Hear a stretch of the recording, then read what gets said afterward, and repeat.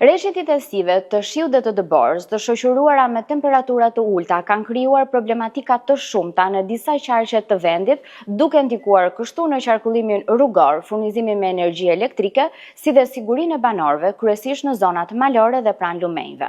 Qarku Gjirokastër paraqet situatën më problematike, kështu që në bashkinë e Gjirokastrës ka prezencë dëbore në njësinë administrative Picar, ndërsa lumi Drino në aksin Gjirokastër-Tepelen i është afruar trupit të rrugës, gjë që ka kërkuar ndërhyrje të menjëhershme për forcimin e argjinaturës. Në disa fshatra, Odria, Lunxhëri dhe Zagori, po ndërhyjet në disa akse rrugore të bllokuara dhe në një urë të vogël në aksin Krin, Tranoshisht, Saraqinisht. Në bashkinë Dropull, ura e Glinës mbetet problematike, ndërsa po punohet për lirimin e akseve Pogon-Dropull, Zagori-Libohov të bllokuar nga dëbora. Puna e forcave në teren po vijon edhe në aksin Përmet. Dogana e 3 urave është bllokuar, si dhe në njësinë administrative Frashër dhe disa fshatra përreth ku ka problematika për shkak të rreshjeve të dëborës.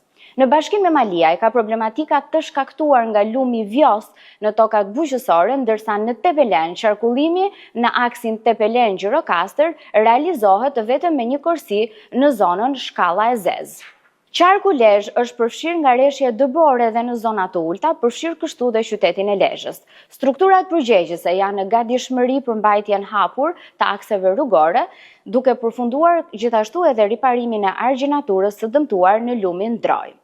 Qarku Vlorë paraqet një përmirësim sa i përket rënies së prurjeve në lumin Vjos. Në nkalimin në fshatin Bishan është i bllokuar, por nuk raportohen banesa të përmbytura, por vetëm prezencë ujë në obora.